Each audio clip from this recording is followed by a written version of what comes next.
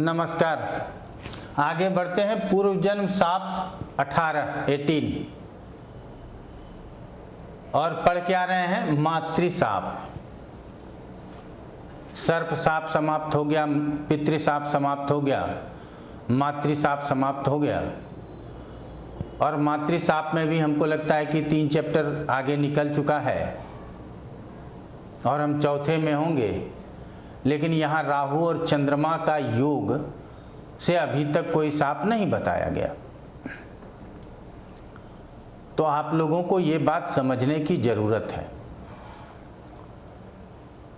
पाठ को क्रम से पढ़िए और समझिए कि ज्योतिष कहता क्या है। और ज्योतिष के जो सिद्धांत बताए गए हैं उस सिद्धांत से अलग हट करके ये मातृ साप भी नहीं बताया गया। और इस श्लोकों के अर्थ को यदि समझेंगे तो सिर्फ मातृ सापात सुतच्छय ही नहीं, अन्य बातों को भी समझने का सामर्थ्य आपके अंदर होगा। 5 दिन में ज्योतिष बनते हैं लोग। लग्न राशि, उसके स्वामी, मित्र शत्रु, अष्टवक्री, जो कंप्यूटराइज हो जाने के कारण सबके लिए सरल हो गया और उसको बता देंगे। और उसके बाद तो चंद्रमा के साथ मंगल है, लक्ष्मी योग बता देंगे। गुरु के साथ राहु है, हमको बताने की जरूरत नहीं है। और चंद्रमा के साथ यदि राहु है तो मातृदोष बता देंगे। वहां वो ये भी चर्चा करते हैं कि ये पिछले जन्मों के साप हैं आपके, जो इस जन्म में भुगतना है। और उसके लिए अनेकानेक प्रकार के उपाय बताएंगे और उसी साप से लेकर के आपके पूरे जीवन का आपको दर्शन करा देंगे। ये काम इसी के लिए नहीं होता, ये वजह मातृदोष ही है। तो आपको इससे बचना होगा। अब हम हर एक पाठ में इस बात को बोलेंगे, आप भूलें ना।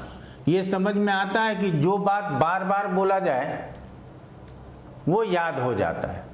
और वर्तमान समय में ये प्रचार माध्यम वगैरह आप लोग जानते हैं, बार बार बोला जाता है तो वो आपके स्मरण में रह जाता है, बाकी चीज़ भूल जाते हैं। इसलिए मैंने भी सोचा है कि मैं बार बार बोलूँगा कि गलत क्या हो रहा है, ताकि स्मरण में रहे। आगे ये 2 श्लोक लेकर के चलते हैं। लोग फोन करके पूछते हैं क्या गुरुजी आप जितने श्लोक पढ़ा रहे हो सब देखना पड़ेगा? नहीं, एक श्लोक अलग देखें, दूसरा श्लोक, कोई भी जितने भी श्लोक पढ़ा रहे हैं कोई भी एक श्लोक यदि मिल जाता है तो उसको मातृ साप समझेंगे। और हूबहू ऐसा मिल जाने के बाद भी यदि हमने जो पूर्व में पढ़ाया कि लग्न, पंचम, सप्तम, गुरु, ये सब यदि स्वस्थ दिख रहे हों तो संतान होगा। लेकिन आप जब श्लोक पढ़ेंगे तो अपने आप समझ में आएगा कि हम कैसे स्वस्थ मानेंगे। तो सबसे पहले कहते हैं, क्या श्लोक में लिखा गया, कहते हैं पाप मध्य गते लग्ने, अर्थात इधर मंगल हो, इधर शनि हो, या इधर सूर्य हो, इधर मंगल हो, ये पाप मध्य हो गया, ये लग्न स्थान। ये आप लोग जानते हैं शुभ कर्तरी और अशुभ कर्तरी, मैंने पीछे पढ़ाया हुआ है। हम हमेशा अशुभ कर्तरी की बात करते हैं, जिसको पाप मध्य यहाँ कहा जा रहा है कि ये लग्न पाप मध्य में हो गया। ये तो हम लोग समझ गए। अब कहते हैं क्षीण चंद्रे च सप्तमे, और क्षीण चंद्रमा किसको कहा जा रहा है? जो सूर्य के 72 डिग्री अंदर हो, आगे और पीछे, अर्थात अमावस के आसपास का जन्म हो आपको, तो क्षीण चंद्रमा कहाँ हो जाए? सप्तम में।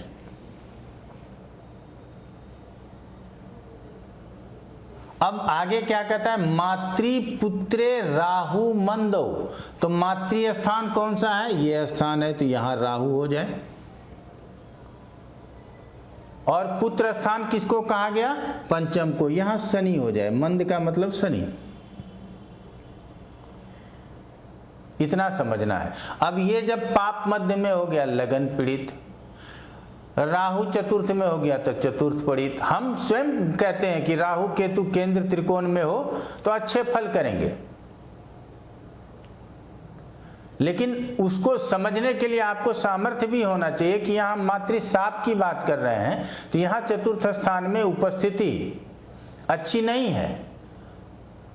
अगर इस तरह का कॉम्बिनेशन बनता है तो यहाँ राहु चतुर्थ से, और हम हमेशा कहते हैं कि अशुभ ग्रह विशेष रूप से सजीव को विशेष परेशान करता है। इसके विषय में हम बहुत पाठ दिए हुए हैं और ये एक पाठ से आप नहीं समझ पाएंगे। अब शनि कहाँ है? पंचम में। अब शनि प्रथम श्रेणी के मारक है नैसर्गिक रूप से, और दूसरे श्रेणी के मंगल। तो यहां अब आपके समझ में आ ही रहा होगा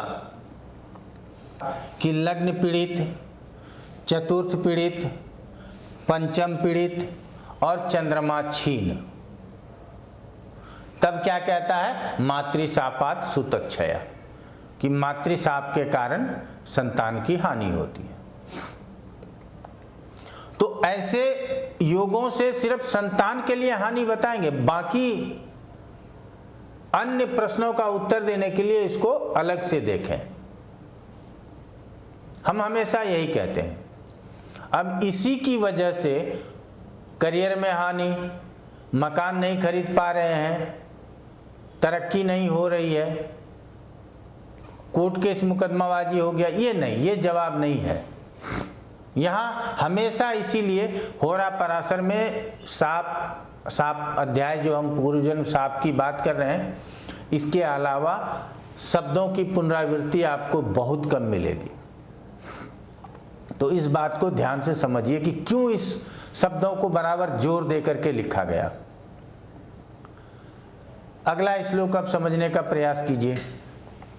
कहते हैं नाश स्थान धीपे पुत्रे।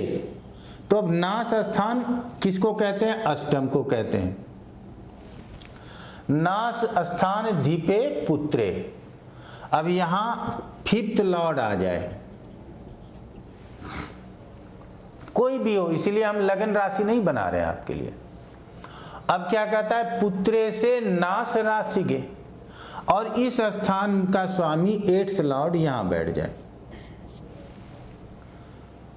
एक्सचेंज, लेकिन इसको अच्छा योग नहीं कहते।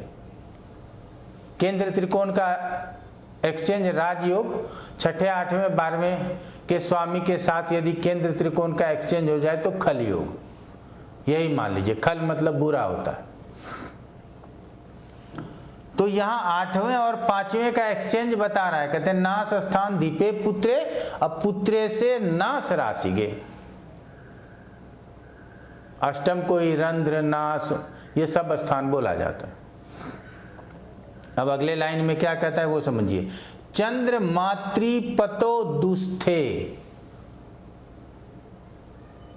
तो चंद्रमा और मातृ स्थान का स्वामी अर्थात फोर्थ लॉर्ड कहाँ हो? यहाँ हो, यहाँ हो या यहाँ हो, ये और में, सिक्स्थ में, एट्थ में और 12th में कौन कौन हो? फोर्थ लॉर्ड और मून, चंद्रमा। अब बताइए कि मातृशापात सुतक्षया, यही हम लोगों को समझना है। तो मातृ स्थान का महत्व है, तो इसका स्वामी 6ठे 8वें 12वें में चला जाए, चंद्रमा 6ठे 8वें 12वें में चला जाए, और कहते हैं कि ये 8वें का 5वें के साथ एक्सचेंज हो जाए, तब मातृशाप लगता है। चंद्रमा के साथ राहु हो जाए तब मातृशाप नहीं लगता। तो ये सरल है ना समझना। तो इससे क्या होगा कि अगर इस पाठ को आप पढ़ रहे हैं, आपको नहीं पढ़ना साप, लेकिन आपको ये समझ में आएगा कि इस स्थान का स्वामी यहाँ गया, तो हम अच्छा कहेंगे क्या? नहीं कहेंगे। अब अन्य लग्नों में इसीलिए कहा गया कि वो आप बहुत बारीकी से समझिएगा। 8वें 12वें के स्वामी को क्या हम साहचर्य के नियम से देख लेंगे, जरूर देख लेंगे। तो कौन कौन से लग्नों में विशेष प्रभावी होगा ये आपके समझ में आ जाएगा। तो इन सभी बातों को अच्छी तरह से समझना होगा। ये भी समझना जरूरी है कि कौन से मूल त्रिकोण की राशि छठे आठवें, किस ग्रह के मूल त्रिकोण की राशि छठे आठवें में है, उसके स्वामी के अनुसार हम क्या निर्णय लेंगे, जो हम आपको बेसिक में बताए हुए हैं। तो हमेशा से क्या देखने के लिए मिलता है, हम पुनः उस चीज को दोहराएंगे कि लग्न, चतुर्थ, पंचम, चंद्रमा और गुरु, अगर ये पीड़ित हो जाए, ये दुख स्थान में चले जाएं, ये पाप युक्त हो जाएं, ये पाप मध्य हो जाएं, तो पीड़ा दिखेगी ही दिखेगी। और ऐसा कॉम्बिनेशन प्राप्त हो जाए तो हम लोग क्या कहेंगे कि मातृशापात सुतच्छय, मातृशाप के कारण आपके संतान की हानि होगी। और पुनः दोहराएंगे, इसके अलावा और कोई हानि लाभ हम अलग से पत्रिका को अच्छी तरह से जज करके बताएं। पाठ से संबंधित परेशानी हो कभी भी संपर्क कर सकते हैं। पाठ नंबर के साथ आइए कि इस पाठ नंबर में ये परेशानी है, मेरे लिए बताना सरल हो जाता है। यदि आप ये 600 पाठ में कुछ भी पूछने लगते हैं तो ये लगता है कि आप रेगुलर पाठक नहीं हैं। तो जो रेगुलर पाठक हैं उनके लिए कहेंगे, पाठ संख्या के 7 प्रश्न लेकर के आएंगे तो आपको जवाब भी अच्छा मिलेगा और आप संतुष्ट भी हो पाएंगे। और उसके लिए हम हमेशा कहते हैं कि इसके लिए कोई चार्ज हम नहीं करते, लेकिन आपको पाठ संख्या के साथ आना है, यही ध्यान रखना है। आज इतना ही। आप लोगों का बहुत बहुत धन्यवाद।